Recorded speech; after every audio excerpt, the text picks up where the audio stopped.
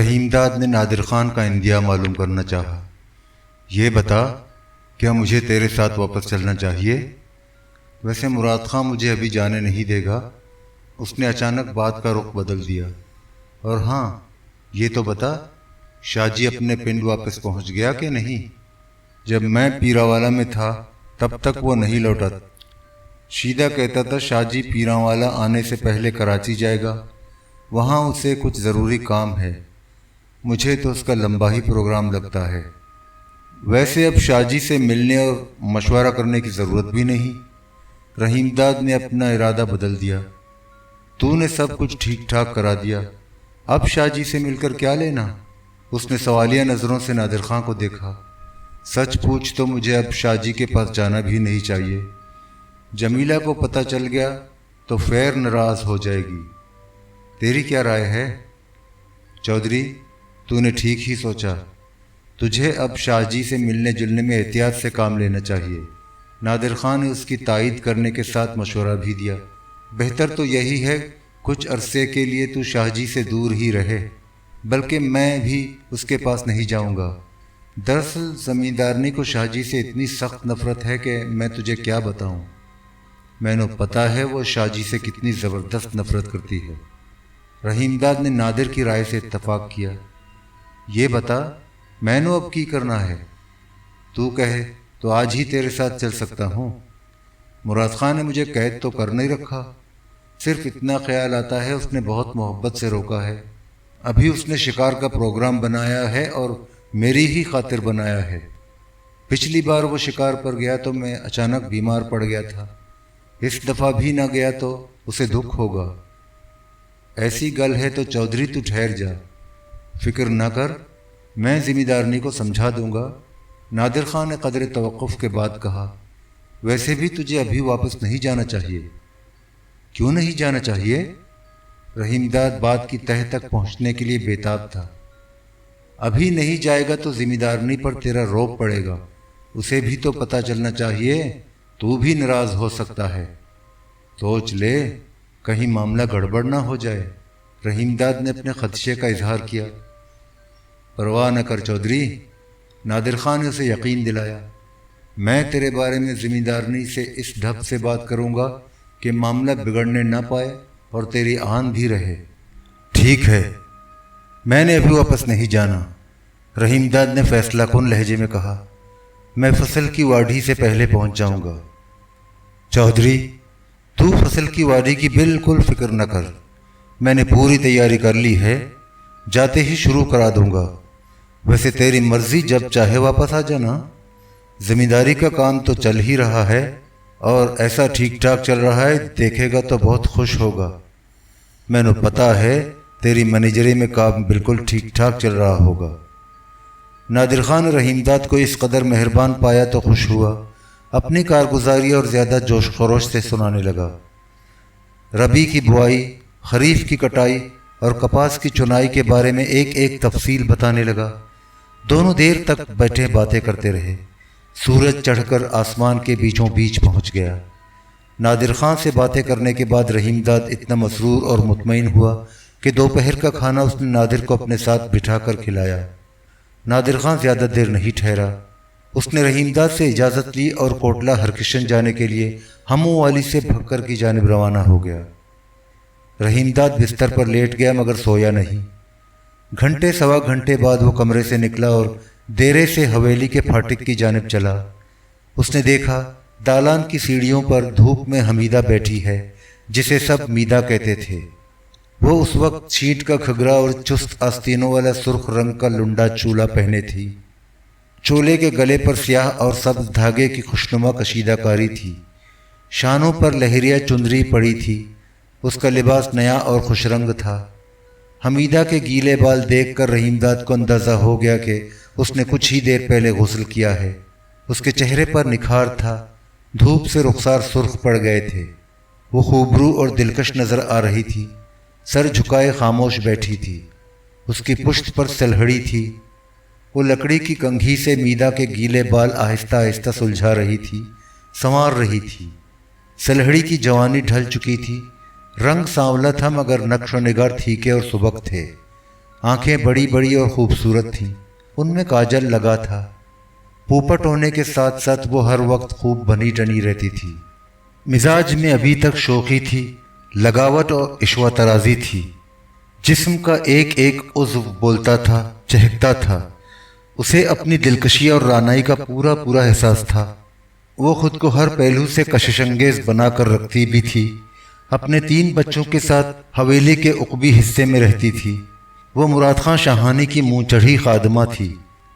حویلی میں مزاروں اور کمیوں کی جتنی لڑکیاں اور بیویاں سردار مراد خان شاہانی کا عشرت قدہ آباد کرنے کے لیے اٹھا کر لائی جاتی تھیں، سلہڑی ان کی دیکھ بھال کرتی اور کڑی نگرانی کا فرض انجام دیتی۔ انہیں بنا سنوار کر سردار مراد خان کی خوابگاہ میں پہنچانا بھی اسی کے ذمے تھا۔ رحیم داد نے اپنے قیام کے دوران سلہڑی کے شوہر کو کبھی حویلی میں نہیں دیکھا، نہ اسے معلوم تھا کہ وہ کون تھا۔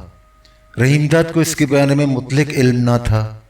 اس نے حویلی کے کسی ملازم سے اس کے بارے میں اور نہ ہی اس کے شوہر کے متعلق پوچھ گچھ کرنے کی کوشش کی۔ البتہ وہ یہ جانتا تھا کہ مراد خان اس پر بہت زیادہ مہربان ہے اور مکمل اعتماد بھی کرتا ہے۔ قدموں کی آہٹ سن کر میدا نے نظریں اٹھائیں، رحیم داد کو دیکھا مگر جھٹ گردن جھکا کر خاموش بیٹھی رہی۔ سلہڑی نے بھی مڑ کر رحیم داد کی جانب دیکھا، ایک خاص ادا سے مسکرا کر اونچی آواز سے سلام کیا۔ سائیں چودھری، سلام دلاؤن، سب خیر ہے، تکڑا ہے، راضی ہے، خوش ہے؟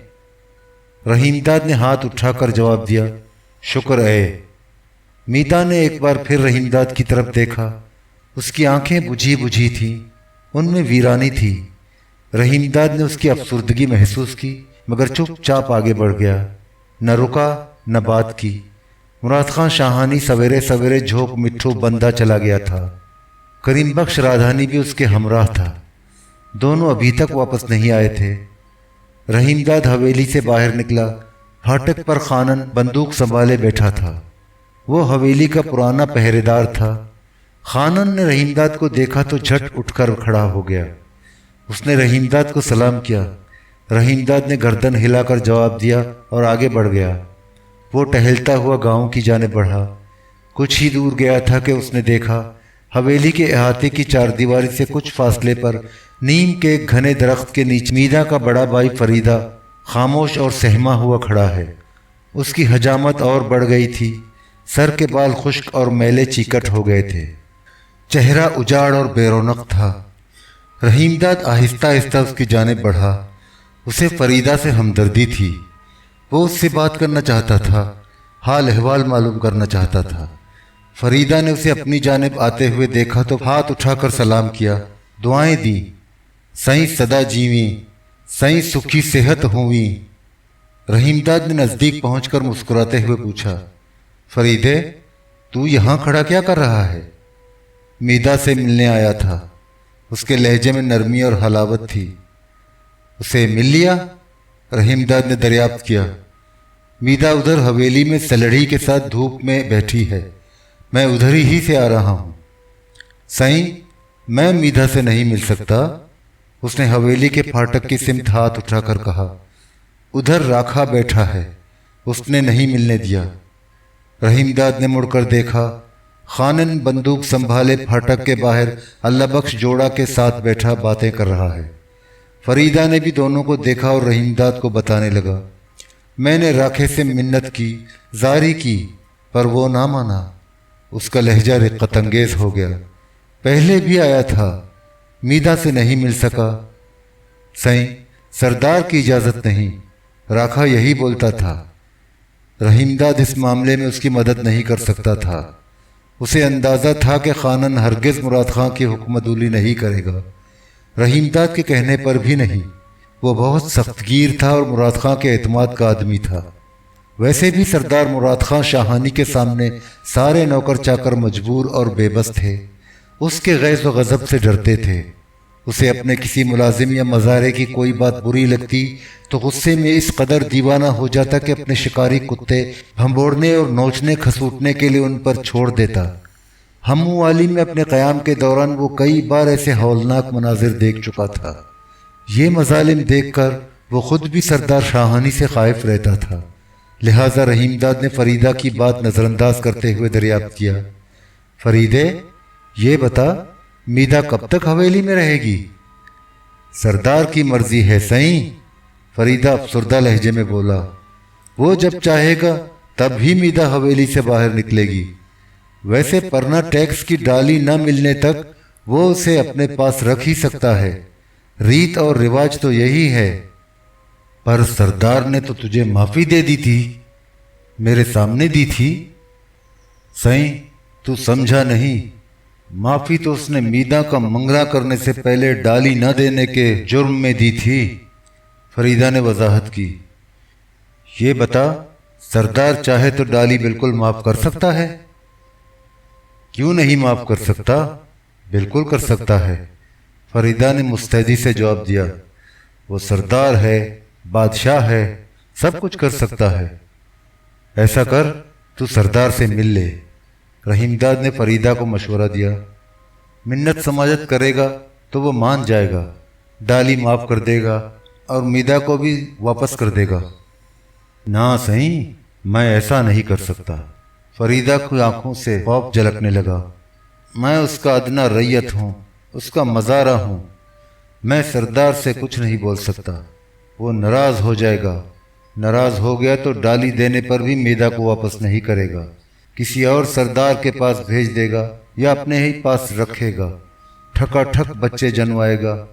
اس کے بعد بھی زاری کرنے پر، منت کرنے پر اگر واپس کرے گا تو جرمانہ لگا کر زیادہ ہی رقم مانگے گا۔ یہ تو نے بالکل نرالی گل سنائی، رحیم داد نے حیرت کا اظہار کیا۔ سائیں لگتا ہے تو ادھر پہلی بار آیا ہے، تے کو یہاں کے بارے میں کچھ پتہ نہیں۔ یہ ریت ہے، فریدہ کا دبا ہوا غم یکایک ابل پڑا۔ اس نے آسمان کی طرف انگلی اٹھا کر کہا، یہاں اوپر خدا دی خدائی ہے اور نیچے سرداروں کی۔ اس نے بے بسی سے دونوں ہاتھ جوڑ دیے۔ سائیں میں غریب ہوں، حلیم ہوں، شامت دا ماریا ہوں۔ رحیم داد اس کی باتوں سے بہت متاثر ہوا، چند لمحے سر جھکائے خاموش کھڑا سوچتا رہا، پھر فریدہ کا کندھا تھپک کر تسلی دی۔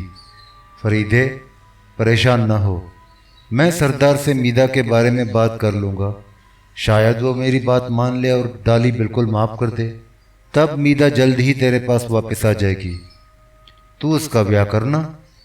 میرا مطلب ہے، وہ بات کہتے کہتے الجھا، کیا کہتے ہیں اسے؟ ہاں، پرنا کر دینا۔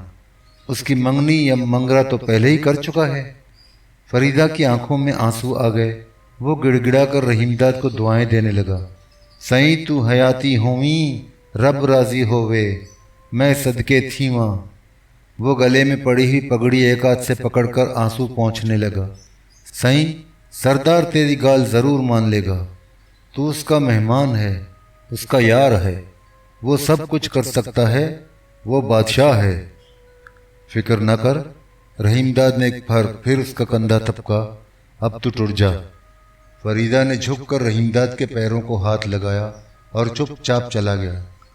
رحیم داد آگے نہ گیا، واپس حویلی میں آ گیا، دیرے میں پہنچا اور کمرے کے سامنے کرسی کھسکا کر دھوپ میں بیٹھ گیا۔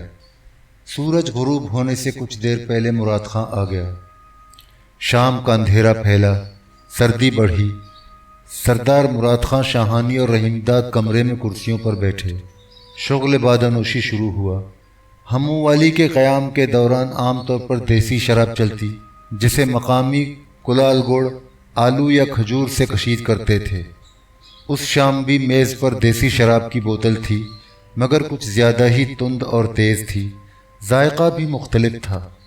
یہ شراب جھوک مٹھو بندہ میں اسے ایک نوانی زمیندار نے تحفے کے طور پر پیش کی تھی۔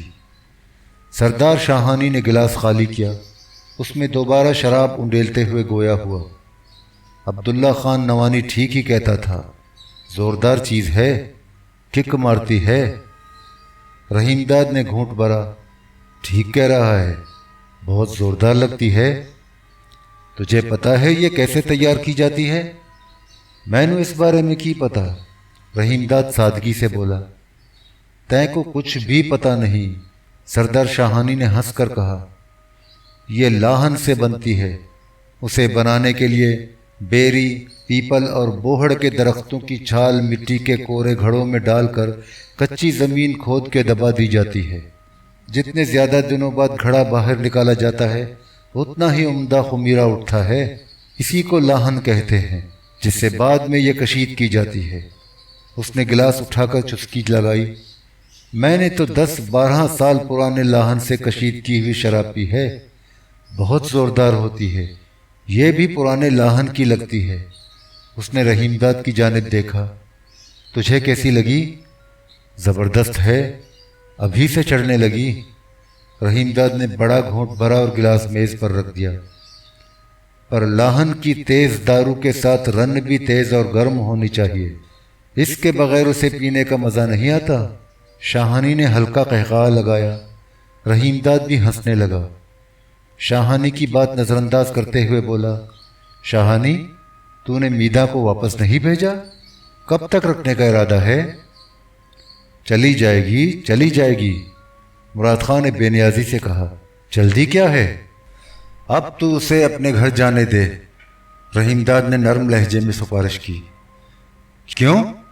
مراد خان شاہانی نے تھیکی نظروں سے رحیم داد کو دیکھا۔ تجھے اس سے کیا لینا؟ رحیم داد نے فریدہ سے اپنی ملاقات کا ذکر نہ کیا، چہرے پر سنجیدگی طاری کرتے ہوئے بولا، میں نے آج دوپہر اسے دیکھا تھا، بیمار بیمار لگتی ہے، ویسے بھی وہ کمزور اور دبلی پتلی ہے۔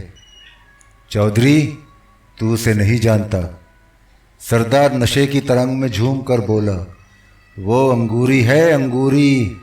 اس نے کہا لگایا، انگور کے پکے دانے کی طرح رس بھری۔ تو نے اس کا رنگ روپ دیکھا ہے، سچ بتا، تجھے وہ انگوری نہیں لگتی؟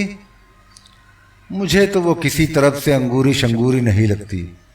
رحیم داد نے بے نیازی کا مظاہرہ کیا، لہجے میں اور نرمی پیدا کرتے ہوئے گویا ہوا، میں چاہتا ہوں تو اسے واپس بھیج دے، اس کی سگائی پہلے ہی ہو چکی ہے، میدا کا منگیدڑ اس کا انتظار کرتا ہوگا، اس کا بھرا فریدہ بھی اس کا بیاہ کرنے کو تیار ہے، تو میدا کی اس طرح سفارش کیوں کر رہا ہے؟ سردار نے حیرت سے آنکھیں پھاڑ کر اس کی طرف دیکھا۔ بات کیا ہے؟ کوئی خاص گل بات نہیں، رحیم داد نے فوراً بات بنائی۔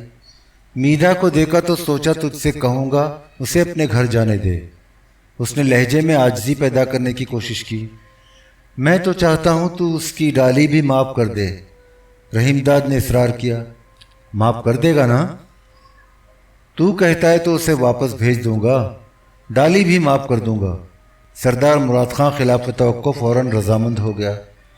شاید نشہ کچھ زیادہ چڑھ گیا تھا، پر گھر جانے سے پہلے وہ ایک رات تیرے پاس رہے گی، اور آج ہی رات رہے گی۔ نہیں، تو آج رات بھی اسے اپنے ہی پاس رکھ۔ رحیم داد رضامند نہ ہوا۔ میری فکر نہ کر چودھری، شاہانی لہرا کر بولا، میں نے اپنے لیے آج رات ایک پولانی اٹھوا لی ہے، بہت گرم رن ہے، دن میں سوت سے کپڑا بنتے ہوئے اس کے ہاتھ فٹافٹ چلتے ہیں، پر رات کی نہ پوچھ۔ وہ ٹھٹا مار کر ہنسا، وہ پہلے بھی ایک بار میرے پاس رہ چکی ہے۔ ایسا ہے تو میدا کو آج ہی رات جانے دے، رحیم داد نے زور دے کر کہا۔ ابھی تو رات بھی زیادہ نہیں گزری۔ نہیں، یہ نہیں ہو سکتا، وہ آج رات نہیں جائے گی، تیرے پاس رہے گی۔ دیکھ، انکار نہ کرنا۔ وہ نشے کی جھونک میں بڑبڑانے لگا، تو میرا مہمان ہے، میرا یار بیلی ہے، میدا آج رات تیرے پاس نہ رہے، یہ کیسے ہو سکتا ہے؟ ذرا سوچ، یہ کیسے ہو سکتا ہے؟ یہ نہیں ہوگا، ہرگز ہرگز نہیں ہوگا۔ رحیم داد نے سردار کی برہمی سے خائف ہو کر خاموش رہنا مناسب سمجھا۔ سردار مراد خان شاہانی نے اسی دم سلہڑی کو بلوایا۔ وہ فوراً آ گئی، جیسے شاہانی کے بلاوے کا انتظار ہی کر رہی تھی۔ اس وقت وہ کچھ زیادہ ہی بن سنور کر آئی تھی، آنکھوں میں دمبالا کاجل تھا، ہونٹوں پر سرخی تھی، بال موتیے کے پھولوں میں بسے ہوئے کرنے کے تیل سے جگمگا رہے تھے، سر پر بسنتی دوپٹہ تھا، وہ ریشم کی بسنتی منجھلی بھی باندھے ہوئے تھی، دلربا اور عشوتراز نظر آ رہی تھی۔ رحیم داد کو بھی وہ بہت اچھی لگی، اس کے لیے دھڑکن اور بے قراری بھی محسوس کی۔ سلہڑی کو دیکھتے ہی مراد خان کی آنکھوں میں چراغ روشن ہو گئے۔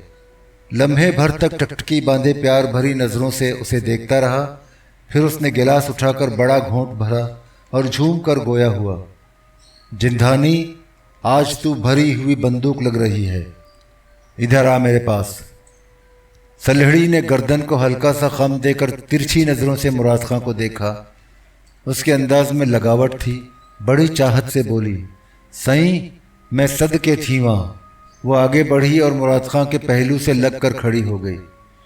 शाहानी ने उसे मुखातिब किया, सलहड़ी अंगूरी को क्या नाम है उसका? नशे की झोंक में उसे मीदा का नाम याद नहीं रहा। सलहड़ी ने झट बताया, सईं तू मीदा को तो नहीं पूछ रहा? हाँ हाँ वही, बिल्कुल वही, मीदा। मीदा वो अंगूरी है ना? शाहानी ने सलहड़ी को सवालिया नज़रों से देखा। मीदा को चौधरी के कमरे में पहुंचा दे, वो आज रात चौधरी के पास रहेगी। सुबह उसे अपने घर भेज देना। राधानी से कहना उसकी डाली भी मैंने माफ़ कर दी। सुन लिया तूने? जी साईं। सलहड़ी ने सरदार की आंखों में आंखें ढालकर देखा और ठसे से बोली, पोलानी को तेरे कोठे विच पहुंचा दूं? पोलानी को गोली मार, आज तू ही मेरे पास रहेगी। सरदार शाहानी ने सलहड़ी के लिए हुक्म सादर किया, अब तू जा, मीदा को चौधरी के कमरे में ले जा। उसने गिलास उठाकर घोंट भरा।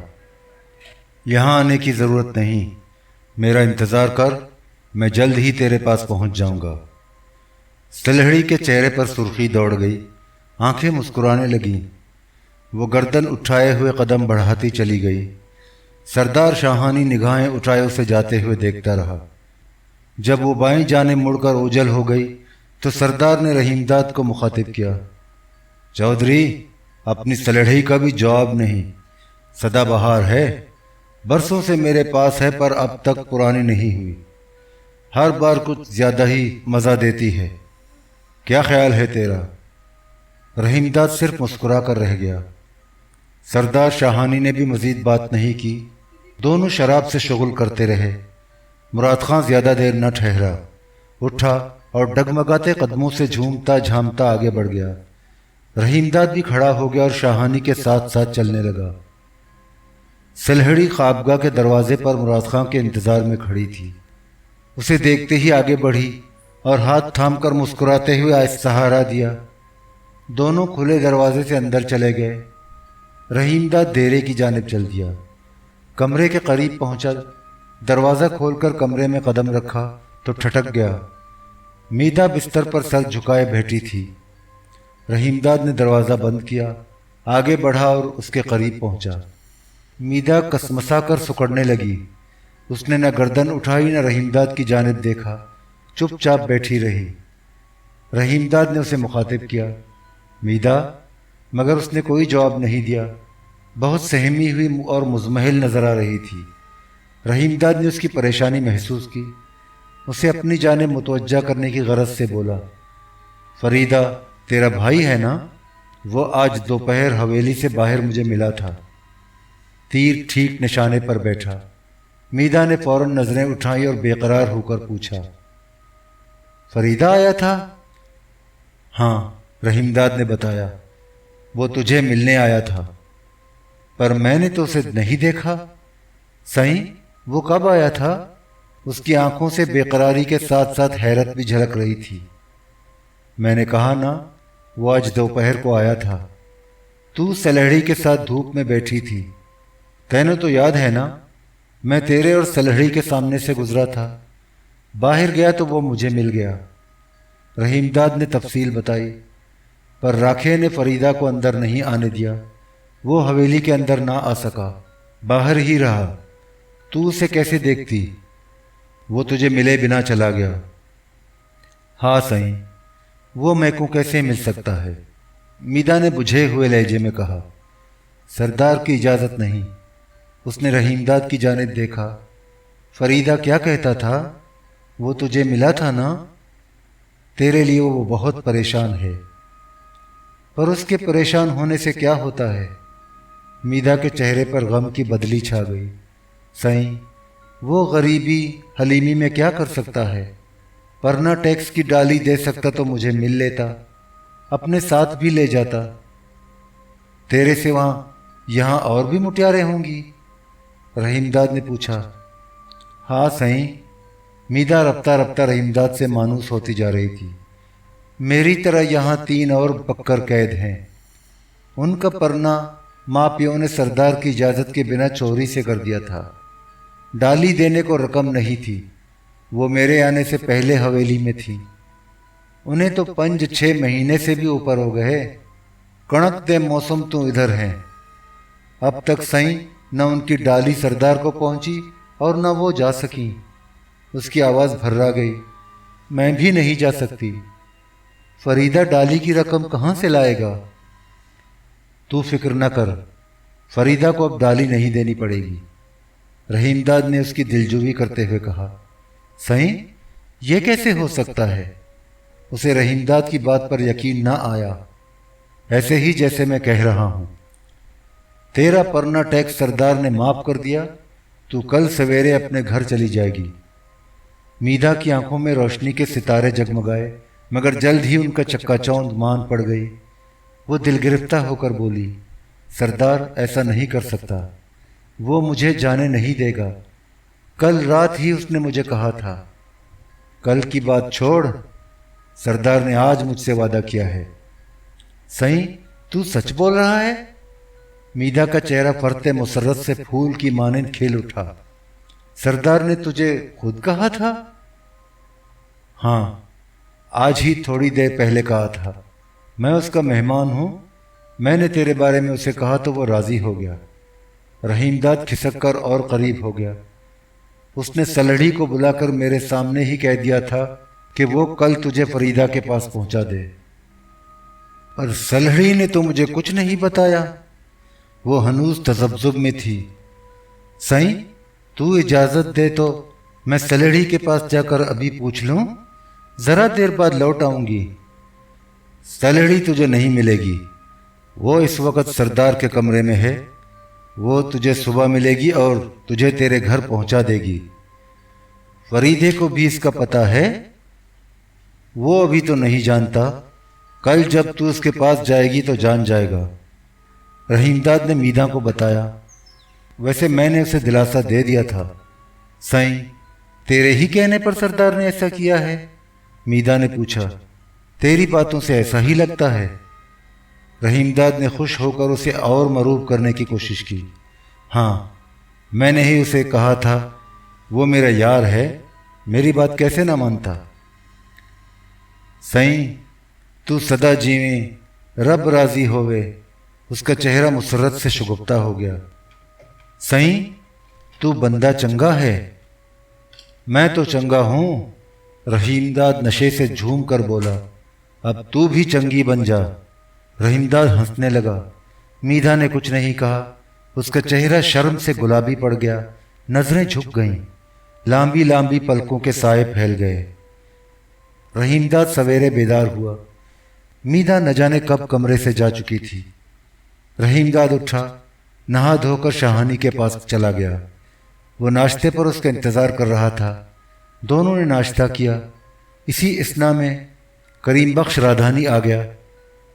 रहीमदाद नाश्ते से फारिग होकर कमरे से चला गया। अब सुबह की कोहर का धुंधलका छट चुका था। हर तरफ चमकीली बसंती धूप फैली थी। हवेली के पिछवाड़े से सलहड़ी नमूदार हुई। उसके हमरा मीदा थी। अल्लाह बख्श जूड़ा दोनों के पीछे पीछे चल रहा था। फाटक के करीब पहुंचकर सलहड़ी की आवाज़ सुनाई दी। जूड़े, उसने मीदा की तरफ इशारा किया। उसे फरीदा के घर पहुंचा दे। वापसी पर मुझे बता देना, देरी न करना। जूड़ा आगे बढ़ा। मीदा उसके साथ साथ चली। फाटक से गुजरते हुए वह ठटकी, मुड़कर रहीमदाद की जानिब देखा। उसके चेहरे पर खुशी का उजाला था। होठों पर दबी दबी मुस्कुराहट थी। रहीमदाद भी मुस्कुराया। मीदा फाटक से बाहर चली गई। रहीमदाद उसे दूर तक देखता रहा। सलहड़ी फाटक से वापसी पर रहीमदाद के करीब से गुजरी। रहीमदाद ने उसे टोका। मीदा अपने घर चली गई? हाँ सही, बहुत राजीबाजी थी।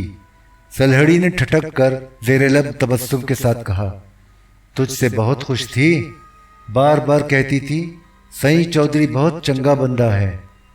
اس نے گردن کو خم دے کر ایک خاص ادا سے رحیم داد کو دیکھا۔ سئی، تو نے اسے کیوں جانے دیا؟ کچھ دن تو اپنے پاس رکھتا۔ میدا سوہنی ہے اور بھرپور جوان ہے، پر تو اس سے بھی زیادہ سوہنی اور چنگی ہے۔ رحیم داد نے مسکرا کر شوخی سے اسے چھیڑا۔ میرا تو جی کرتا تھا رات تو میرے پاس ہوتی۔ سلہڑی نے رحیم داد کی حوصلہ شکنی نہیں کی، نظریں جھکا کر آہستہ سے بولی، سائیں تو سردار سے پوچھ لے۔ اس نے دوپٹہ کھینچ کر ہلکا سا گھونگھٹ نکال لیا۔ رحیم داد اس کی اس ادا پر بے قرار ہو گیا۔ وہ کچھ بولنے ہی والا تھا کہ مراد خان کمرے سے نکلا۔ اس کے پیچھے رادھانی تھا۔ دونوں رحیم داد ہی کی جانب آ رہے تھے۔ سلہڑی نے سردار کو دیکھا تو فوراً آگے بڑھی اور چپ چاپ حویلی کے پچھواڑے چلی گئی۔ مراد خان قریب آ گیا۔ اس نے رحیم داد سے پوچھا، چودھری تو تیار ہے نا؟ شکار پر چلنا ہے۔ اس نے مڑ کر رادھانی کی جانب دیکھا۔ رادھانی، جیپ باہر نکال، شکار پر چلنے کا بندوبست کر۔ رادھانی حکم ملتے ہی چلا گیا۔ مراد خان شاہانی دھوپ میں رحیم داد کے ساتھ کھڑا ہو گیا۔ اس نے مسکرا کر رحیم داد سے وہی بات کہی جو ذرا دیر پہلے سلیڑی کہہ چکی تھی۔ چودھری، تو نے میدا کو کیوں جانے دیا؟ میں نے تو سلہڑی سے کہہ دیا تھا چودھری کی مرضی ہو تو میدا کو روک لینا۔ رادھانی واپس آ گیا۔ اس نے مراد خان کو اطلاع دی کہ شکار پر چلنے کی تیاری مکمل ہو چکی ہے۔ مراد خان اور رحیم داد آگے بڑھے، پھاٹک سے باہر نکلے اور سامنے کھڑی ہوئی جیپ میں جا کر بیٹھ گئے۔ مراد خان خود جیپ چلا رہا تھا۔ رحیم داد اس کے برابر بیٹھا تھا۔ پچھلی نشست پر کریم بخش، رادھانی اور دو ملازم بیٹھے تھے۔ جیپ میں کھانے پینے کی اشیاء کے علاوہ بندوقیں تھیں، کارتوس اور شکار کا دوسرا ساز و سامان بھی موجود تھا۔ راستہ کچا تھا، جگہ جگہ گڑھے تھے۔ جیپ ہچکولے کھاتی ہوئی دوڑ رہی تھی۔ مراد خان اسے بہت سنبھال کر چلا رہا تھا۔ جیپ 4 میل سے زیادہ فاصلہ طے کرنے کے بعد ایک بستی کے باہر جا کر ٹھہر گئی۔ یہ چھوٹا سا گاؤں تھا۔ رادھانی نے شکاری کتوں اور ان کی دیکھ بھال کرنے والے کوتیوں کو شکار کا ہانکا کرنے والوں کے ساتھ رات ہی کو بھیج دیا تھا۔ وہ سب راستے کے کنارے ایک سالہے میں ٹھہرے ہوئے تھے۔ یہ ایسی جھونپڑی تھی جس کے دیواروں پر پھوس اور سرکنڈوں کا چھپر تھا۔ چھپر کے نیچے شہتیر کے بجائے اڈیاں جڑی تھیں۔ اڈیاں مثلث کی شکل کی مضبوط لکڑیاں تھیں۔ سالہے میں کئی اڈیاں تھیں جن کے درمیان ٹیڑھی ترچھی کڑیاں اور لڑے تھے۔ ان پر بڑا سا چھپر تھا۔ گاؤں میں عام طور پر ایسے ہی سالہے نظر آ رہے تھے۔ گاؤں سے چند فرلانگ پر دریائے سندھ بہتا تھا۔ دریا کے کنارے دور دور تک جھاڑیاں تھیں، جنگل اور اوجھڑ تھے۔ گھنے درختوں کے گنجان چھچھر تھے۔ انہی چھچھروں میں جنگلی سور رہتے تھے۔ وہ دن میں چھچھروں کے اندر دور تک پھیلی ہوئی دلدل اور کیچڑ میں روپوش رہتے۔ رات کی تاریکی پھیلتے ہی ان کے غول کے غول نکلتے اور کھڑی فصلیں تباہ کرتے۔ اس حیثیت سے سور کا شکار زمینداروں کے لیے مشغلے اور کھیل سے زیادہ ایک بڑی ضرورت بھی تھی۔ یہ فصلوں کی تباہی سے بچانے کی ضرورت تھی۔ سور کا شکار عام طور پر فصلوں کی تیاری کے دنوں میں کثرت سے ہوتا تھا۔ یہ ایسے ہی دن تھے۔ خریف کی فصلیں کہیں کٹ چکی تھیں، کہیں کٹائی کے لیے تیار کھڑی تھیں۔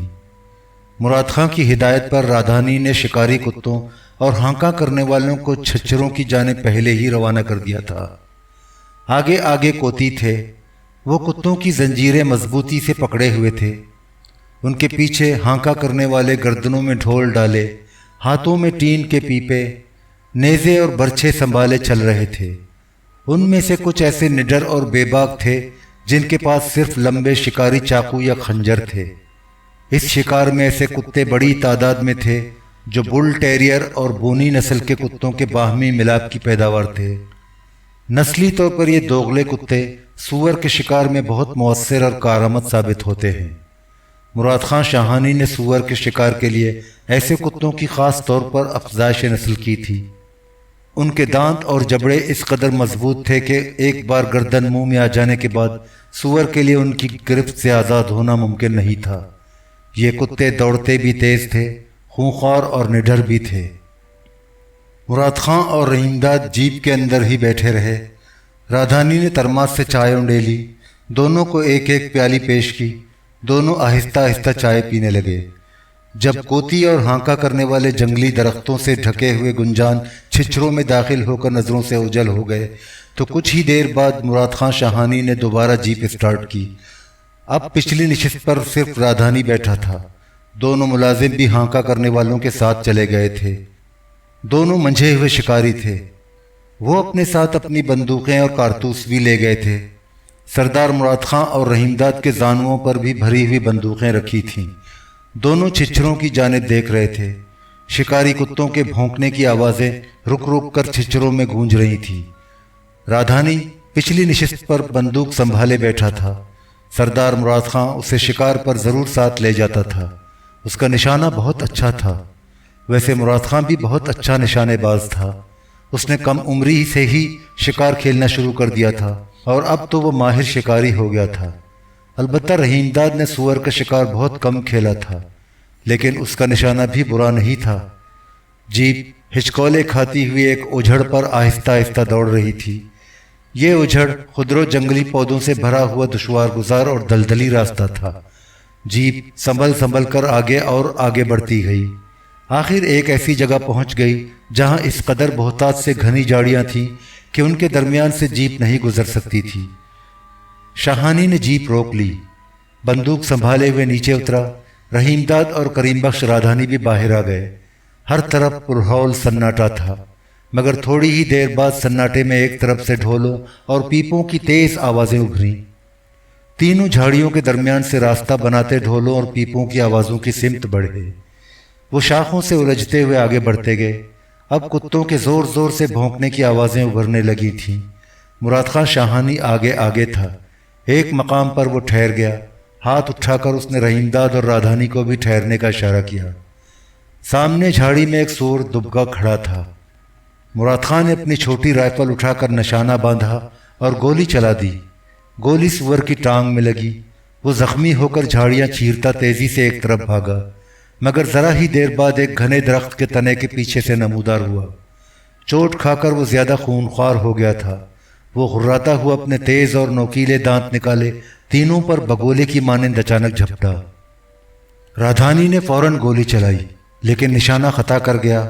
مراد خان نے جھٹ رائفل اٹھائی، مگر رائفل اس کی انگلیوں سے پھسل کر نیچے گر گئی۔ سور منہ پھاڑے دانت نکالے بالکل سامنے تھا اور چند گز کے فاصلے پر پہنچ چکا تھا۔ مراد خان آگے تھا۔ وہ نہتتا بھی تھا اور بالکل اس کی زد پر تھا۔ رحیم داد کے پاس 12 بور کی بندوق تھی۔ اس نے نہایت پھرتی سے بندوق اٹھائی، نشانہ لیا اور جھٹ گولی چلا دی۔ نشانہ بالکل ٹھیک بیٹھا۔ گولی سور کا ماتھا چیرتی پھاڑتی اندر اتر گئی۔ سور فوراً وہیں ڈھیر ہو گیا۔ پلک جھپکتے ہی سور کی مادہ نکلی۔ وہ بھی غراتی چیختی دانت نکالے تیزی سے جھپٹی۔ رحیم داد نے اس پر بھی گولی چلا دی۔ اس دفعہ بھی نشانہ بالکل ٹھیک بیٹھا۔ وہ بھی گولی کھاتے ہی گر کر تڑپنے لگی۔ سور اور اس کی مادہ چند گز دور کیچڑ میں پڑے دم توڑ رہے تھے۔ تینوں چند لمحے انہیں سسکتے تڑپتے دیکھتے رہے۔ پھر مراد خان ہنستا ہوا آگے بڑھا اور نہایت گرم جوشی سے رحیم داد کو اپنے دونوں بازوؤں میں بھینچ لیا۔ اس کی پیٹھ تھپک کر بولا، چودھری تو نے تو آج کمال کر دیا، ایسا سچا نشانہ لگایا کہ دل خوش کر دیا۔ مجھے پتا نہیں تھا تو ایسا زبردست شکاری ہے۔ رحیم داد کچھ نہیں بولا، صرف مسکرا کر رہ گیا، لیکن مراد خان بہت مسرور تھا۔ رادھانی نے بھی رحیم داد کے نشانے کی تعریف کی۔ اسی اثنا میں ہانکا کرنے والے اور دوسرے شکاری بھی گولیوں کی آوازیں سن کر پہنچ گئے، مگر شاہانی وہاں نہیں ٹھہرا۔ اس نے جھک کر اپنی رائفل اٹھائی۔ رحیم داد اور رادھانی کے ہمراہ اس طرف بڑھا جس طرف سے کتوں کے زور زور سے بھونکنے کی آوازیں ابھر رہی تھیں۔ تینوں نے چونک کر دیکھا۔ کچھ فاصلے پر سوروں کا ایک غول جھاڑیوں کے درمیان سے گزر رہا ہے۔ وہ کتوں کے نرغے سے نکل کر بھاگے تھے۔ تینوں نے بھاگتے ہوئے سوروں پر تابڑ توڑ گولیاں چلائیں۔ 2 سور فوراً گر کر تڑپنے لگے۔ غول کے بقیہ سور گھنی جھاڑیوں میں گھس کر آن کی آن میں نظروں سے اوجھل ہو گئے۔ جھک جھک کر ادھر ادھر دیکھنے پر بھی نظر نہیں آئے۔ مراد خان، رحیم داد اور رادھانی آگے بڑھے۔ گھنی جھاڑیوں سے گزر کر کھلی جگہ پہنچے تو ایک خوفناک منظر سامنے تھا۔ چند قدم کے فاصلے پر ہانکا کرنے والا ایک شکاری کٹانا خون میں لت پت پڑا تھا۔ تینوں جھپاک سے اس کے قریب پہنچے۔ وہ تکلیف سے گردن ادھر ادھر ہلا رہا تھا۔ اس کے ہاتھ میں ابھی تک شکاری چاقو دبا تھا۔ کچھ ہی فاصلے پر ایک سور بھی خون میں ڈوبا بے جان پڑا تھا۔ اس کا پیٹ پھٹا ہوا تھا، آنتیں باہر نکل آئی تھیں۔ زخمی کٹانے کا ایک پیر پنڈلی سے ران تک جنگلی سور نے اپنے تیز اور خونخوار دانتوں سے چیر ڈالا تھا۔ زخم نہایت گہرا آیا تھا، ٹانگ کی چربی اور ہڈی تک نظر آ رہی تھی۔ خون بہت زیادہ بہہ چکا تھا، اس کے جسم کے نیچے خون ہی خون تھا۔ رحیم داد اسے دیکھ کر لرز گیا۔ مراد خان نے زخمی کو فوراً پہچان لیا۔ وہ رادھانی سے مخاطب ہوا، رادھانی، یہ تو سینا ہے۔ اس نے مڑ کر رحیم داد کی جانب دیکھا۔ بہت دلیر اور زبردست شکاری ہے، ایسا زبردست کہ سور تیزی سے دوڑ کر حملہ کرنے کے لیے جھپٹے تو یہ بھاگنے کی بجائے اس سے ٹاکرا لینے کے لیے دونوں ٹانگیں پھیلا کر کھڑا ہو جاتا۔ سور عام طور پر ٹانگوں ہی میں گھس کر حملہ کرتا ہے۔ سینا کا یہ کمال ہے کہ جیسے ہی سور ٹانگوں کے بیچ میں گھستا، یہ نہایت پھرتی سے اس کا پچھلا حصہ ٹانگوں سے دبا کر سوار ہو جاتا اور تیزی سے چاقو پیٹ میں گھسیڑ کر اسے چیر پھاڑ ڈالتا۔ رحیم داد نے حیرت سے کہا، بہت زوراور اور جیدار لگتا ہے۔ میں نے اپنی آنکھوں سے کئی بار اسے اسی دلیری سے سور کا شکار کرتے دیکھا ہے۔ مراد خان نے بتایا، بہت خطرناک انداز میں شکار کرتا ہے۔ میں نے کئی بار منع بھی کیا ہے مگر یہ نہیں مانا۔ اس نے مردہ سور کی طرف اشارہ کیا۔ لگتا ہے اس کا شکار بھی سینا ہی نے کیا ہے، پر اس بار کچھ چوک ہو گئی۔ سور نے بپھر کر اپنے دانتوں سے پوری ٹانگ چیر ڈالی۔ اس کے چہرے پر پریشانی پھیل گئی۔ اس نے رادھانی سے کہا، رادھانی، خون بہت بہہ گیا، اس کی مرہم پٹی کے لیے کسی کو فوراً بلا ورنہ یہ مر جائے گا۔ رادھانی نے حکم ملتے ہی اونچی آواز سے چیخ چیخ کر ہانکا کرنے والوں کو پکارا۔ ذرا دیر میں کئی مسلی اور کٹانے وہاں پہنچ گئے۔ ایک نے جھٹ پگڑی اتاری اور خون بند کرنے کی غرض سے اسے جلدی جلدی زخم پر لپیٹنے لگا۔ دوسرے بھی زخمی سینا کے گرد اکٹھے ہو گئے۔ انہوں نے کئی اور پگڑیاں لیں اور زخمی ٹانگ پر لپیٹ دیں۔ خون بند ہو گیا۔ سب نے زخمی کٹانے کو ہاتھوں پر اٹھایا اور ایک طرف بڑھنے لگے۔ سینا اب بے سدھ ہو چکا تھا۔ اس کی گردن ایک طرف ڈھلکی ہوئی تھی، آنکھیں بند تھیں، جھولتے ہوئے ہاتھ بے جان نظر آ رہے تھے۔ وہ بہت آہستہ آہستہ سانس لے رہا تھا۔ اس خوفناک حادثے کے باوجود شکار کا سلسلہ جاری رہا۔ آخر جب دن ڈھلے چھچھروں کے گھنے درختوں کے نیچے اندھیرا پھیلنے لگا تو شکار ختم کر دیا گیا۔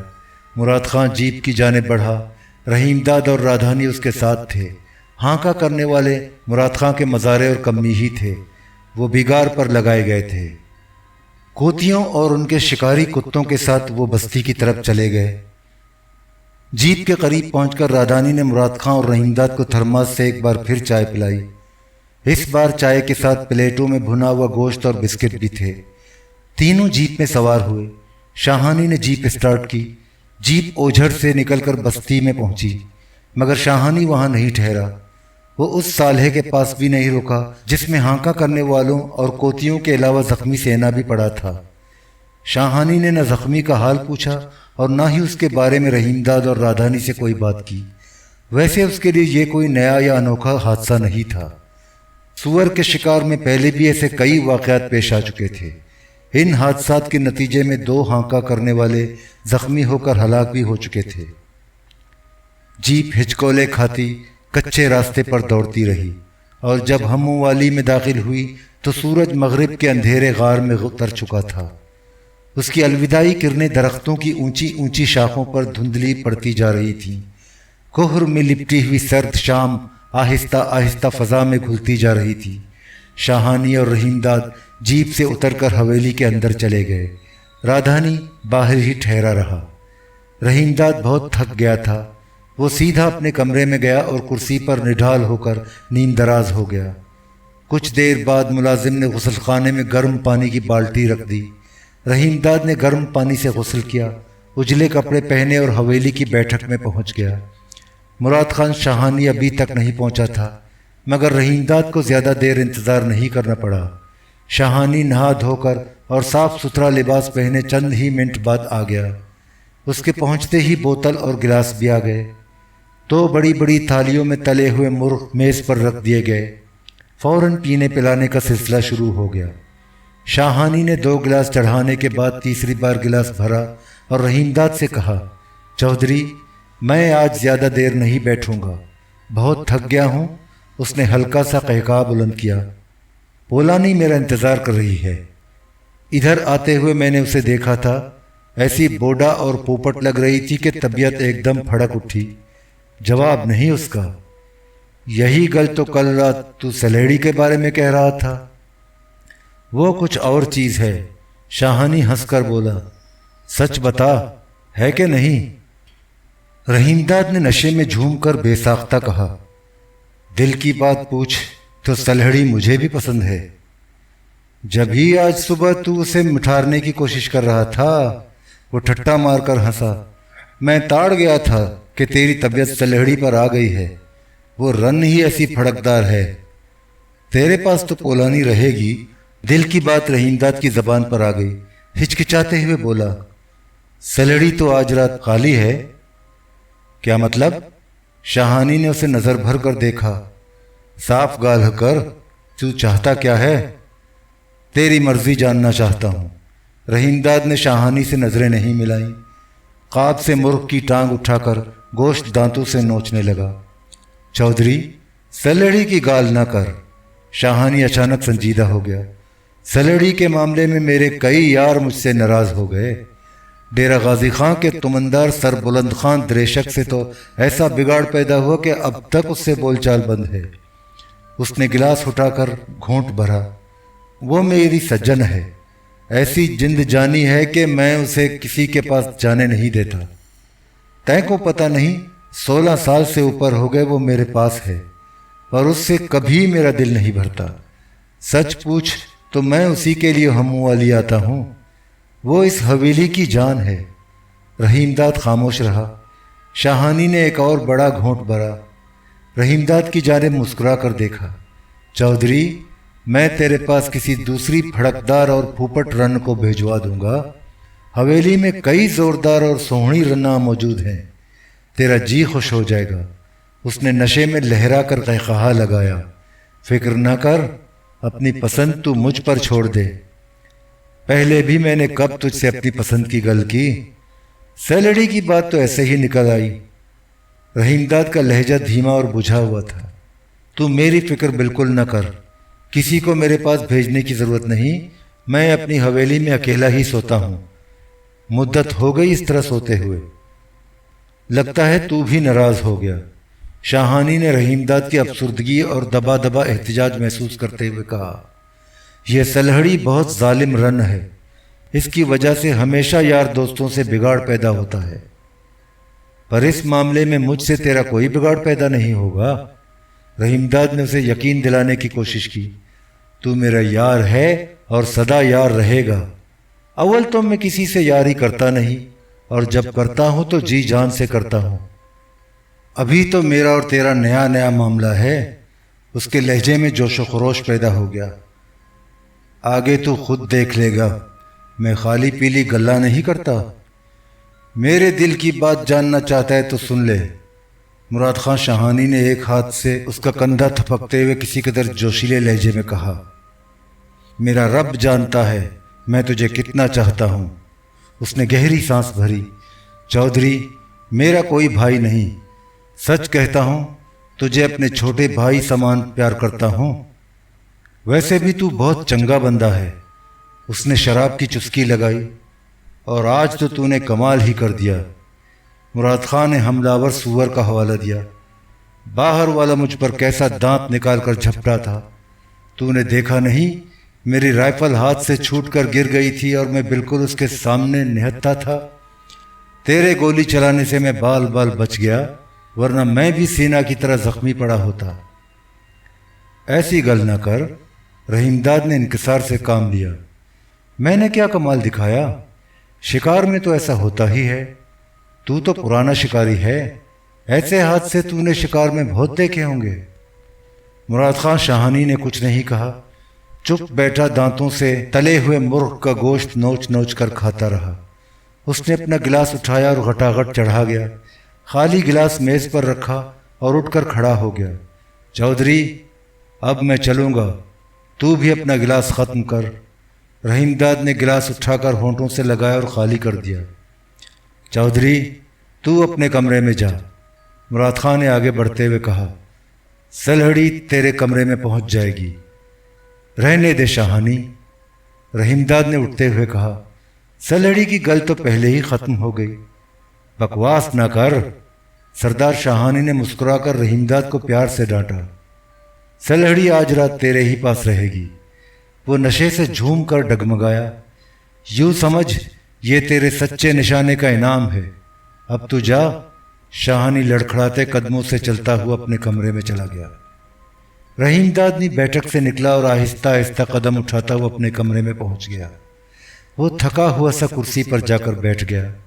اس کی نظریں بار بار دروازے کی جانب اٹھ جاتی۔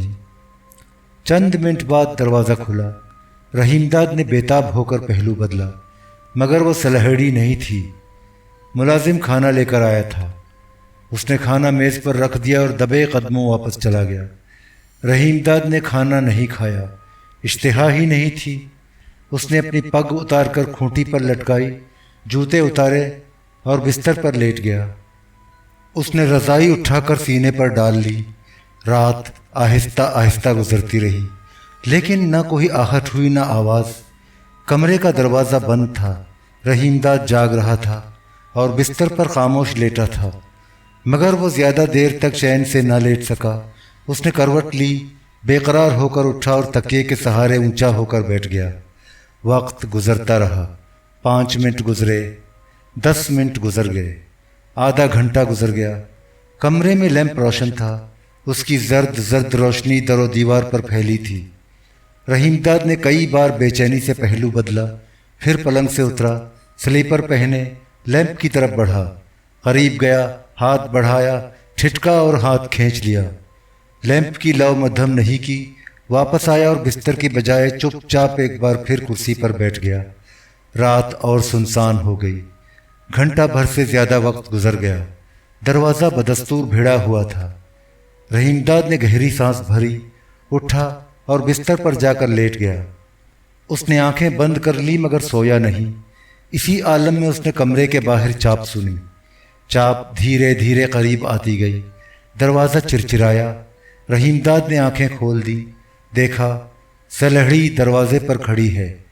اس نے زیر لب مسکرا کر رحیم داد پر ایک نظر ڈالی، مڑی، دروازہ بند کیا اور کنڈی چڑھا دی۔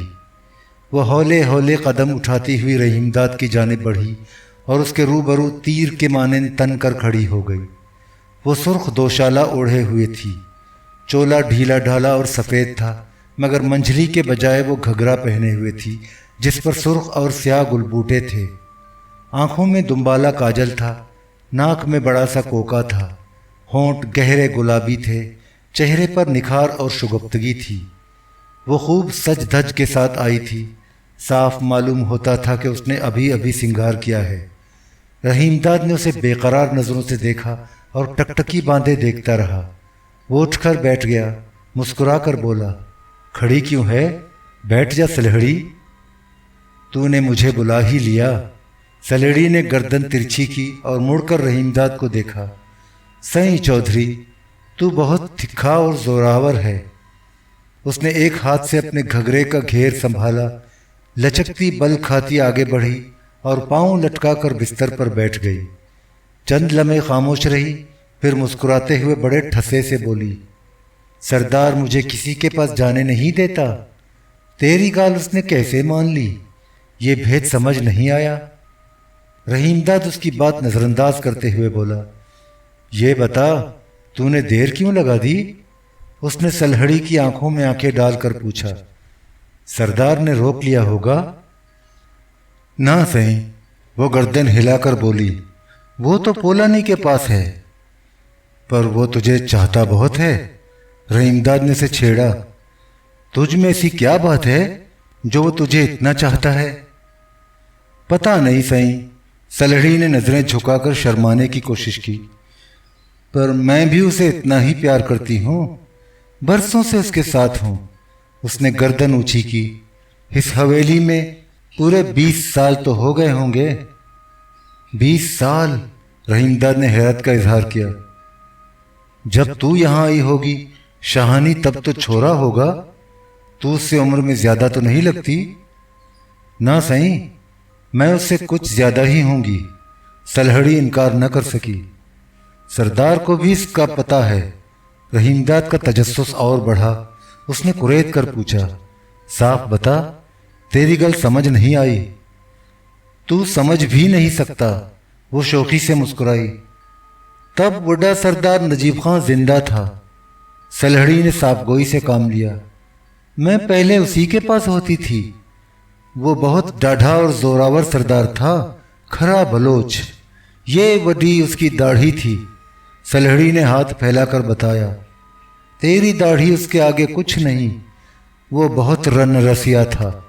जो सोहनी और पोपट रन नजर आती उठवा कर हवेली में डाल लेता।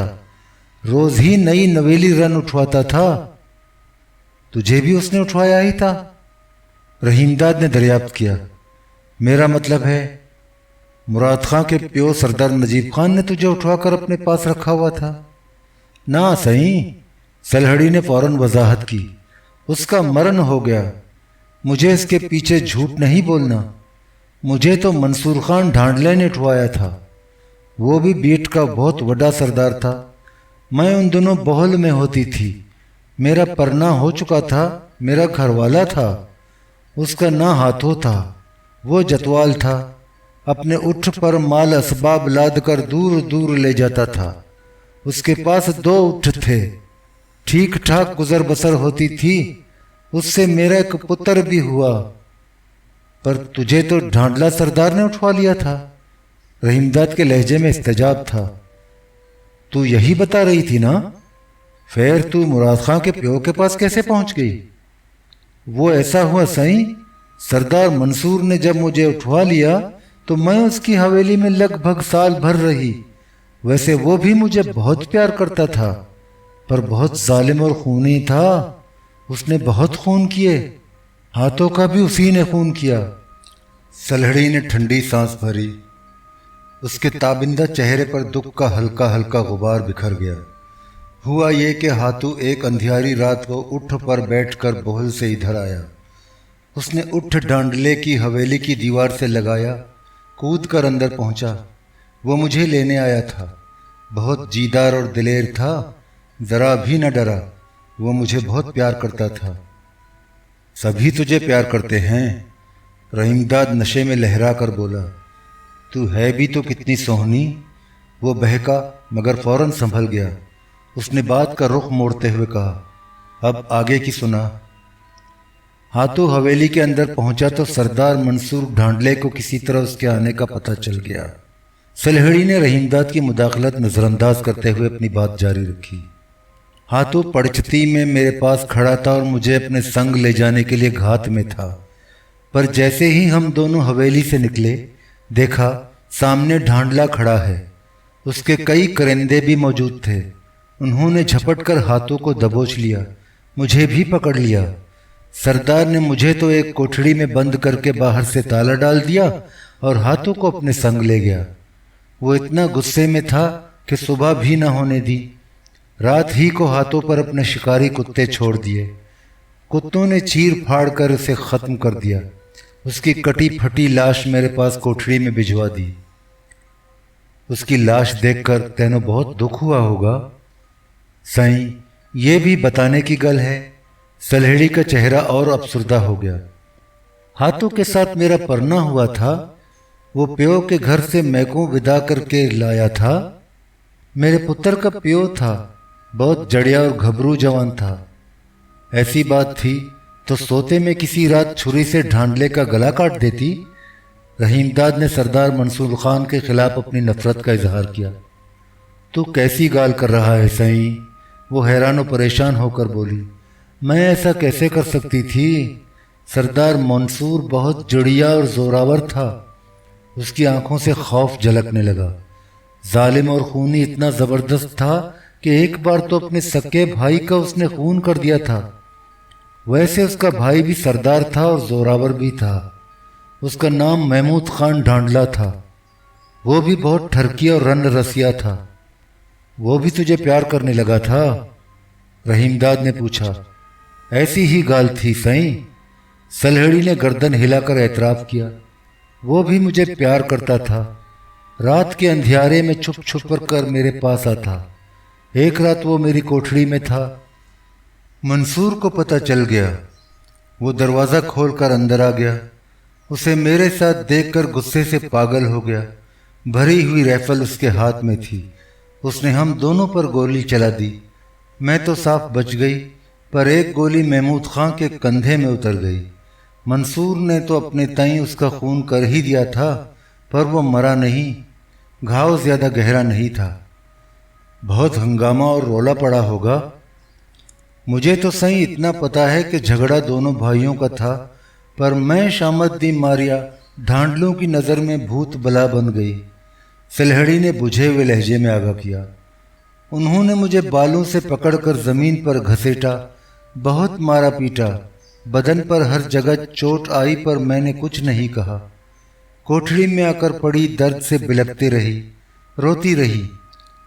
ادھر ڈھانڈلوں نے طے کیا کہ مجھے حویلی سے نکال دیا جائے۔ اس طرح تجھے اپنے گھر جانے کا موقع تو مل ہی گیا ہوگا۔ ایسا نہیں ہوا سہیں، سردار منصور مجھے چھوڑنے پر تیار نہیں تھا۔ تب ڈھانڈلا تمن نے جرگہ بلایا۔ جرگے میں خاندان والے ہی بیٹھے، کوئی مقدم یا معتبر نہیں بیٹھا۔ جرگے نے مجھے حویلی سے نکالنے کا فیصلہ کیا، پر منصور نے مجھے ماں پیو کے پاس نہیں جانے دیا۔ وہ تب تک زندہ تھے۔ اس نے مجھے 2000 میں سردار نجیب خان کے ہاتھ بیچ دیا۔ اس طرح میں اس حویلی میں آ گئی۔ تو اس حویلی میں تو اس طرح آ گئی؟ رحیم داد نے مسکرا کر پوچھا۔ پر مراد خان تیرے ساتھ کیسے لگ گیا؟ سائیں، اب تجھ سے کیا چھپانا، اس کے پیو سردار نجیب ہی نے لگایا تھا، سلہڑی نے تھیکے لہجے میں بتایا۔ سردار نجیب نے لگایا تھا؟ رحیم داد نے حیرت سے چونک کر سوال کیا۔ یہ کیسے ہو سکتا ہے؟ بس ایسے ہی جیسے کہہ رہی ہوں، سلہڑی نے بڑے اعتماد سے جواب دیا۔ میں سردار نجیب کے پاس لگ بھگ 3 سال رہی۔ ان دنوں مراد خان لاہور میں پڑھتا تھا، رہتا بھی وہیں تھا۔ چھٹیوں میں صرف بھگ آتا تھا، ہموں والی کبھی نہیں آیا تھا۔ کم سے کم میں نے تو اسے ان دنوں نہیں دیکھا۔ پھر ایسا ہوا سائیں کہ مراد کے پڑھنے کی بات چلی، تب وہ 17-18 برس کا رہا ہوگا۔ اس نے رحیم داد کی جانب نظر بھر کر دیکھا۔ انہی دنوں وہ پہلی بار میرے سامنے ہموں والی آیا۔ سردار نجیب بھی اس کے ساتھ آیا تھا۔ حویلی میں مراد خان کے رہنے کے لیے علیحدہ کمرے میں بندوبست کیا گیا۔ یہی کمرہ ہوگا جس میں آج کل ٹھہرا ہوا ہے؟ جی سائیں، وہ سدا اسی کمرے میں ٹھہرتا ہے۔ وہ رحیم داد کو صاف گوئی سے سب کچھ بتاتی رہی۔ مراد خان کو ہموں والی میں آئے ہوئے دوسرا یا تیسرا روز تھا کہ ایک شام سردار نجیب نے مجھے بلایا۔ کہنے لگا، سلہڑی، تائے کو پتہ ہی ہے مراد کا پرنا ہونے والا ہے، پر وہ بالکل بھولا بلا ہے۔ رن کے بارے میں اسے کچھ عطا پتہ نہیں۔ تو آج رات اس کے ساتھ سو اور اسے سب کچھ سمجھا دے۔ وہ اپنی بات کہتے کہتے شرما گئی، دھیمے لہجے میں بولی۔ وڈے سردار کے حکم پر میں رات کو مراد خان کے کمرے میں گئی اور اس کے ساتھ سوئی۔ تو یہ گل ہے؟ رحیم داد کو بے ساختہ ہنسی آ گئی۔ یہ کیوں نہیں کہتی اس لائن پر تو نے مراد خان کو لگایا ہے؟ غلط کہہ رہا ہوں میں؟